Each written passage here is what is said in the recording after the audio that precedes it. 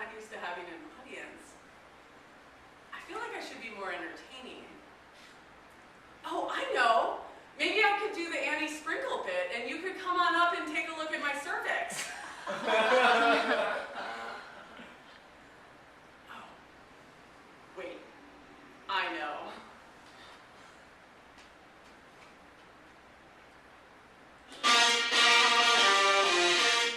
Let's go, girls.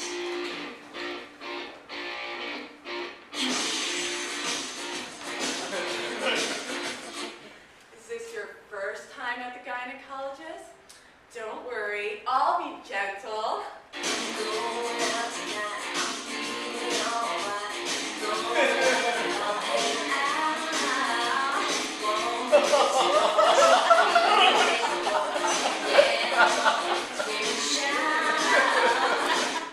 What do a pizza delivery boy and a gynecologist have in common? They can both smell it, but they can't eat it.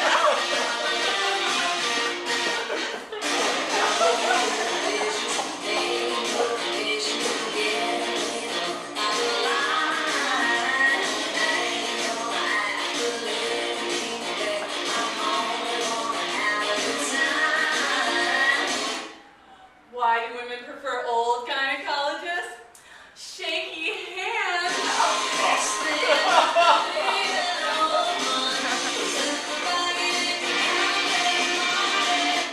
A man walks into a gynecologist. The gynecologist says, "Sorry, it's been years since I've been with you."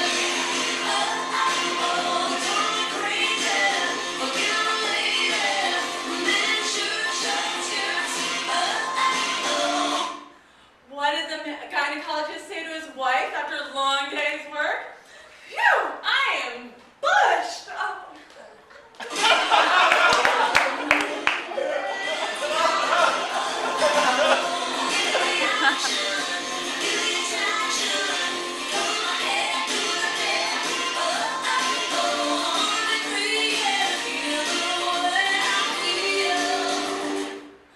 What do a genealogist and a gynecologist have in common?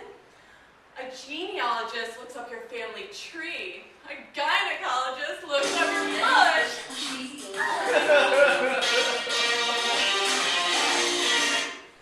Is this your first time? I'm not a gynecologist. I'll take a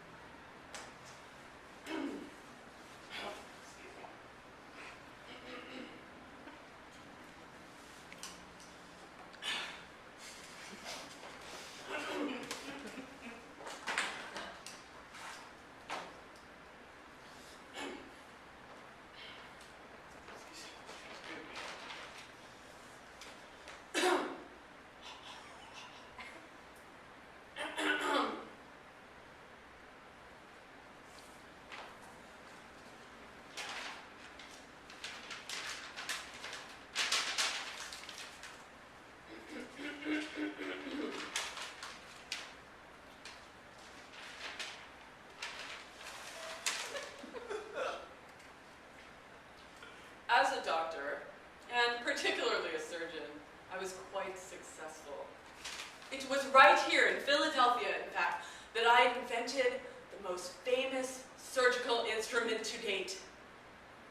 You see, if there was anything I hated, it was investigating the organs of a woman's pelvis. For example, I endured the putrid surgical procedure of repairing a fistula, which is basically a bladder leaking through the vagina, up to 30 times on a slave woman, Anarcha. It was then that I came up with an idea. A genius idea indeed.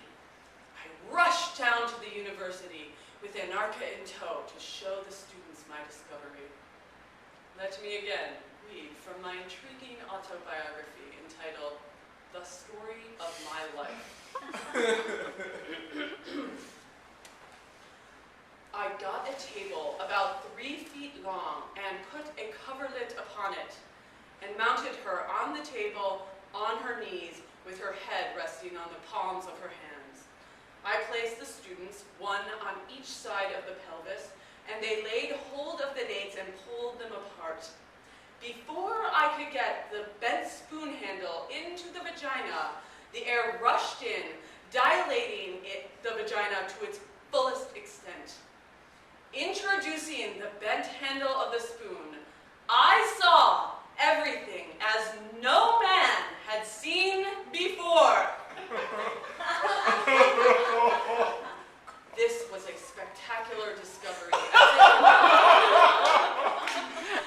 as it enabled me to cure these creatures without having to touch their disgusting organs.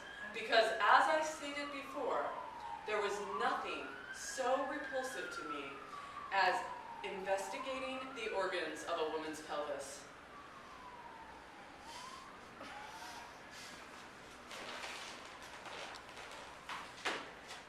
I can't relate. Personally, I've always enjoyed spending time with a woman's pelvis. But I have experienced the effects of Dr. Sim's invention of the speculum. I suspected that other women had too, so I decided to ask for stories about gynecology. I know, you're thinking,